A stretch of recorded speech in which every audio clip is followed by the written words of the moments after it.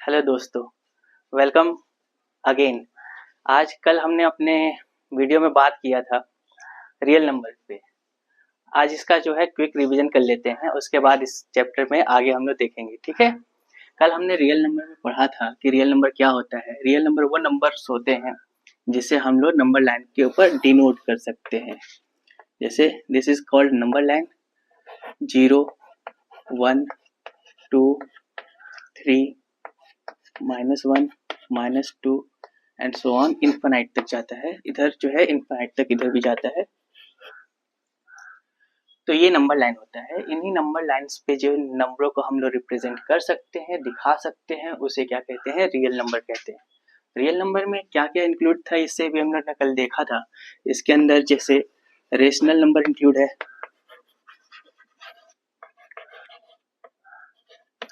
और हम लोगों ने कल जाना था कि रेशनल नंबर होता क्या है। रेशनल नंबर उस नंबर को कहते हैं जिसे हम लोग P अपॉन Q के फॉर्म में रिप्रेजेंट कर सकें, जहां पर where P and Q are integers. ये क्या होते थे?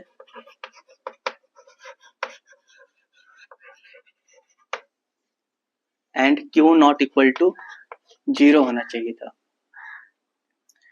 और हमने कल ये भी बताया था कि ये रेशनल नंबर टर्मिनेटिंग होते हैं, टर्मिनेटिंग। और इसके एग्जाम्पल दिए थे, जैसे कि आप मान लीजिए 3 को डिवाइड करते हैं 4 से, तो कितने बार में जाएगा? 0 पॉइंट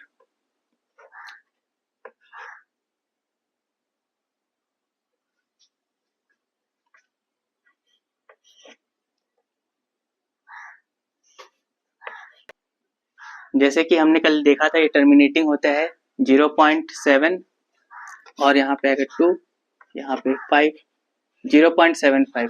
इससे फर्दर जो है हम इसको डिवाइड नहीं कर सकते हैं, मतलब ये टर्मिनेटिंग है। यहाँ पर ये है डेसिमल टर्मिनेट हो गया। और दूसरा हम लोग ने देखा था इसमें कि ये नॉन टर्मिनेटिंग होते हैं, नॉन टर्मिनेटिंग एंड रिकरिंग होते हैं।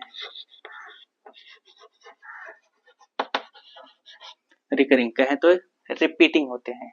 फॉर एग्जाम्पल, इसका एग्जाम्पल जैसे हम लोग ने कल देखा था 0.333, ये सो ऑन, ये 333 बार बार रिपीट हो रहा है। इसको जो है आप ऐसे भी लिख सकते हो, 0.3 पे बार, ऐसे आप लिख सकते हो।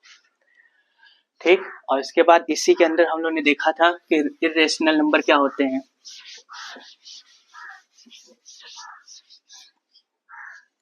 यहाँ पे समझ लीजिए,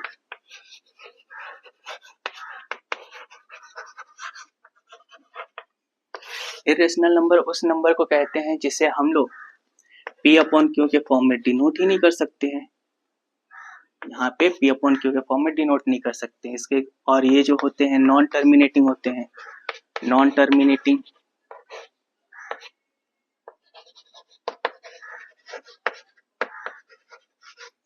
और सेकंड होता है नॉन रिकरिंग पे होते हैं।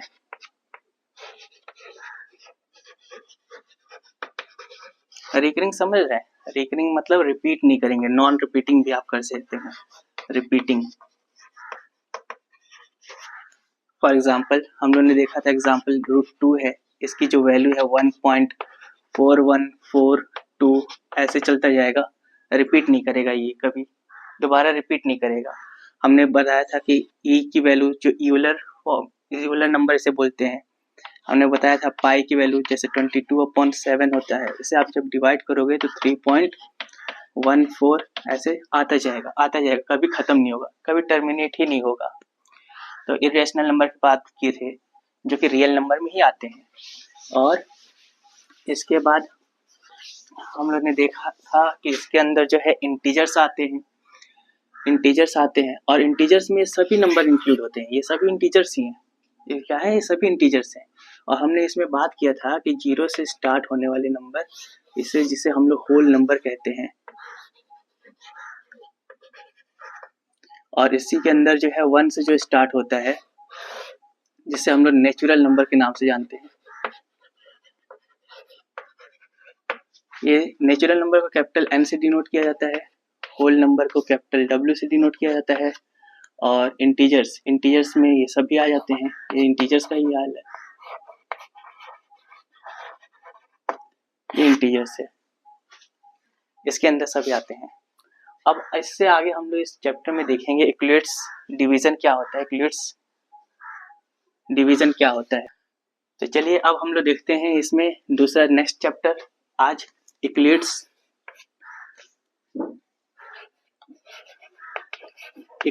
Division Lima.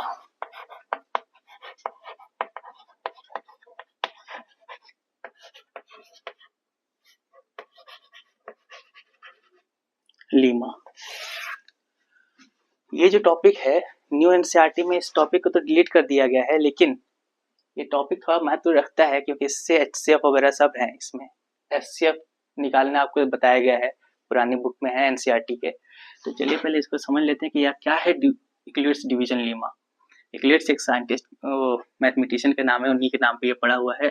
और लीमा का मतलब क्या होता है, लीमा एक प्रूवन स्टेटमेंट होता है।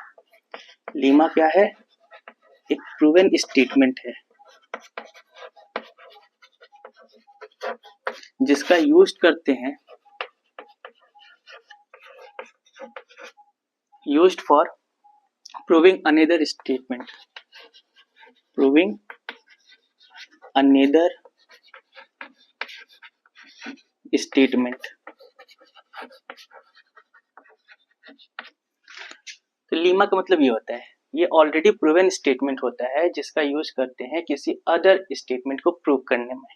ओके, तो देखिए क्या होता है कि जैसे मान लीजिए कोई भी दो पॉजिटिव इंटीजर्स हैं, for example a and b है, और जहां पे a ग्रेटर है b से, आप बचपन में पढ़े होंगे, अरे बचपन से पढ़ते ही आ रहे हो आप, ठीक है, कि जैसे कि इसको डिवाइड करना होता है a डिवाइडेड बाय b, यहाँ पे कोई क्वेश्चन आएगा और इसको डिवाइड करोगे तो यहाँ पे कोई रिमाइंडर आएगा। समझ में आ रही बात। तो AC का जो है एक फॉर्मेट बताया था इन्होंने, जैसे A है, A को आप जब डिवाइड करोगे तो B और Q प्लस R आएगा, ये इन्होंने बताया था इक्वलेट्स ने, जहां पर ये Q और R जो होना चाहिए, ये जो R रिमाइंडर है ना, ये आपका रिमाइंडर जो है ये B से छोटा होना चाहिए, मतलब डिवाइजर से आपका क्या होना चाहिए, छोटा होना चाहिए, इक्वल भी नहीं होना चाहिए, क्या होना चाहिए, छोटा होना चाहिए, इक्वल भी नहीं होना चाहिए। और R greater than equal to क्या होना चाहिए, 0 होना चाहिए, ये बात है। और जो Q है ये हमारा क्वेश्चन है, मतलब जो हमारा आंसर आता है, इसी के बीच में इक्वलेट्स डिवीजन लीमा है।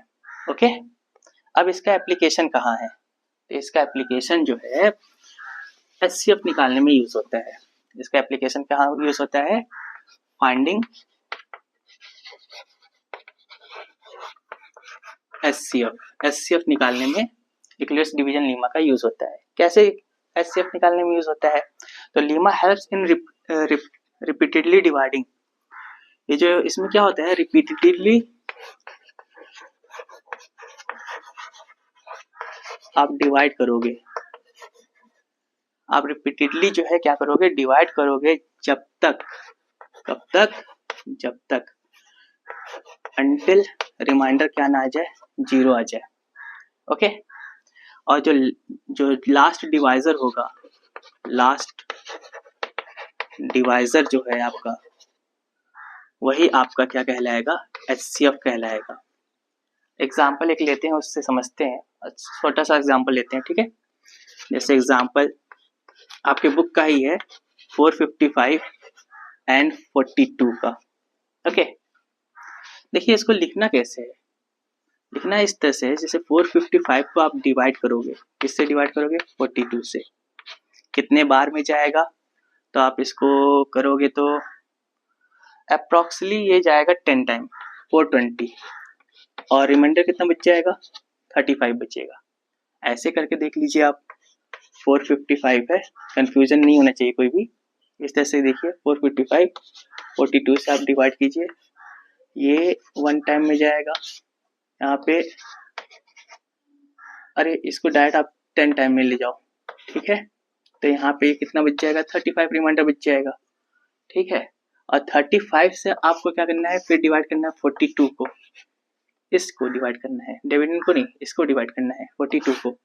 42 का आप डिवाइड करोगे 1 टाइम में जाएगा 35, अब कितना बचेगा, 7 बचेगा। अब इस 7 से 35 को डिवाइड करो, अब रिमाइंडर कितना बच जाएगा, रिमाइंडर 0 हो जाएगा, ठीक। तो इसको इस फॉर्मेट में लिखना है, देखिए किस फॉर्मेट में लिखना है, समझिए। यहाँ पे 42 यहाँ पे लिखिएगा, इसको डिवाइड करोगे 35 से, 1 टाइम में जाएगा, रिमाइंडर कितना बचेगा, 7 बचेगा। अब इस 35 को आपको डिवाइड करना है किससे, 7 से, कितने बार में जाएगा, 5 बार में, रिमाइंडर 0। हमने बोला कि जो लास्ट डिवाइजर है वही आपका क्या कहलाएगा, एचसीएफ कहलाएगा। तो ये क्या हो जाएगा, therefore HCF of 455 and 42 is equal to क्या हो जाएगा, 7 हो जाएगा। आई होप इतना समझ में आया होगा। चलिए इस पे बेस्ड एक क्वेश्चन है, उसको मैं बोल देता हूँ पूरे क्वेश्चन को और शॉर्ट में लिख देता हूँ यहाँ पर, जिससे आप समझ जाना, ठीक है। आई होप आपने इतना नोट कर लिया होगा, और नहीं किए हैं तो वीडियो को पॉज करके आप फिर से नोट कर लीजिएगा, ठीक है।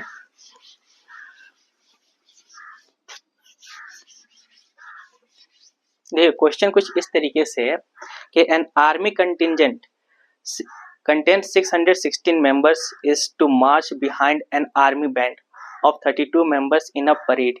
The two groups are to march in the same number of columns. What is the maximum number of columns in which they are march? तो पूछ रहा है कि मैक्सिमम नंबर कितने हैं। देखिए एक आर्मी कंटिजेंट में 616 मेंबर्स हैं, ठीक है। और ये जो है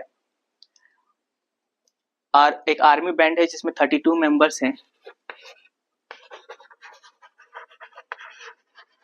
ये मार्च कर रहे हैं, ठीक है। और ये दो ग्रुप में मार्च कर रहे हैं। तो बोल रहा है कि मैक्सिमम नंबर ऑफ कॉलम्स कितने होने चाहिए। क्या पूछा है, मैक्सिमम नंबर ऑफ कॉलम कितने होने चाहिए। ये क्वेश्चन आपके एनसीईआरटी का ही एग्जांपल है, ठीक है। इसको देखिएगा, इसको कैसे करना है, फिर सिंपल है, क्लियर्स डिवीजन लेमा से एचसीएफ निकालना है। तो आपको वही काम करना है, 616 को डिवाइड करना है 32 से, और इसको आप जब डिवाइड करोगे तो ये 1 टाइम में जाएगा, कितना बचेगा, यहाँ पर 29 बचेगा, और यहाँ पे 6 हो जाएगा। अब ये कितने बार में जाएगा, 9 टाइम में जाएगा, यस 9 टाइम में जाएगा, 288 आएगा। यहाँ पे कितना बच जाएगा, ये बचेगा हमारा 8, ओके। अब इस 8 से इस 32 को डिवाइड करना है, किससे, किसको डिवाइड करना है, 32 को, कितने बार में जाएगा ये 32, रिमाइंडर क्या आ गया, 0। लेकिन इसको लिखना किस तरह से, लिखना आपको इस तरह से, 616 equal to 32 into 19 plus 8 remainder. Now 32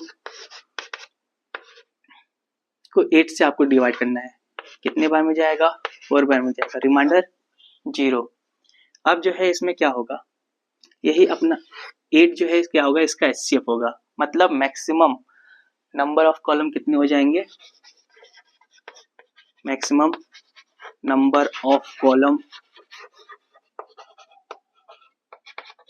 ये 8 हो जाएंगे। तो इस तरह से ऐसे सवालों को डील करना है। नाउ इस टॉपिक में हम लोग देखते हैं कि एचसीएफ और एलसीएम क्या होता है। इसके थोड़े से कॉन्सेप्ट देखते हैं, उसके बाद इसके ऊपर कल क्वेश्चन किया जाएगा।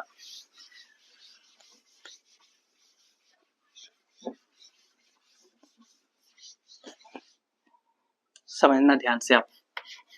एचसीएफ इसका फुल फॉर्म होता है हाईएस्ट कॉमन फैक्टर। ये क्या कहता है कि आपको जो है प्रोडक्ट ऑफ स्मॉलेस्ट पावर, किसका लेना है, product of smallest power, smallest power जो है ना उसका प्रोडक्ट लेना है, ठीक है, of each common factor, of each common factor. और एलसीएम मतलब क्या हुआ, product of largest power, okay, या फिर इसको ग्रेटेस्ट पावर भी आप कह सकते हो, greatest power of each prime factor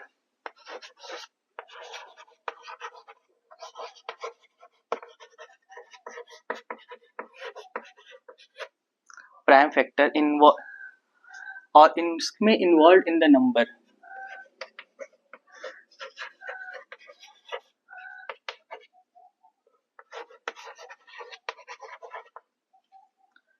इतना समझ में आया होगा आपको।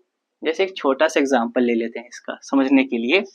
एग्जांपल जैसे कि मान लीजिए आपको 6 का निकालना है और 20 का निकालना है, इसे ए मान लेते हैं और इसे क्या मान लेते हैं हम लोग, बी मान लेते हैं, ओके। तो 6 का प्राइम फैक्टर आप करोगे तो क्या आएगा, 2 इंटू 3, इसकी पावर 1 है, इसकी पावर 1 है, ओके। प्राइम फैक्टर तो आपको समझ में आता होगा ना, प्राइम फैक्टर क्या होता है, वही जो नंबर ऐसे बना के किया जाता है इस तरह से, ठीक है। इसे प्राइम फैक्टर जैसे निकालना, 2 3 जा और 3 1 जा, इसे प्राइम फैक्टर कहते हैं, ओके। इसका भी प्राइम फैक्टराइजेशन करेंगे हम लोग तो आएगा 2 का स्क्वायर इंटू 5, गॉट इट। अब हमको मान लीजिए एचसीएफ बताना है, एचसीएफ किसका बताना है, ए और बी, इन दोनों नंबरों का, ठीक। तो इसने क्या है, क्वेश्चन में क्या है, एचसीएफ का मतलब क्या है, स्मॉलेस्ट पावर लेनी है ऑफ ईच कॉमन फैक्टर। तो कॉमन तो सिर्फ यही है, कॉमन तो सिर्फ यही है 2। तो 2 में सबसे स्मॉलेस्ट पावर क्या है, 2 की पावर 1 है, तो इसका आंसर क्या हो जाएगा, एचसीएफ क्या हो जाएगा, 2, okay. Now LCM, LCM of A and B. LCM में क्या करना है आपको, तो कॉमन फैक्टर का जो है ग्रेटेस्ट पावर लेना ही लेना है।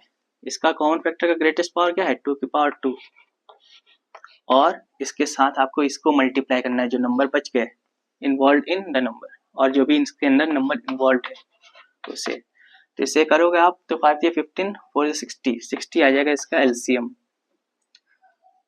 इस तरह से हमको एचसीएफ और एलसीएम को देखना है, ठीक है। और इसके बीच में एक रिलेशन होता है एचसीएफ एलसीएम का, इसको आप नोट कर लेना।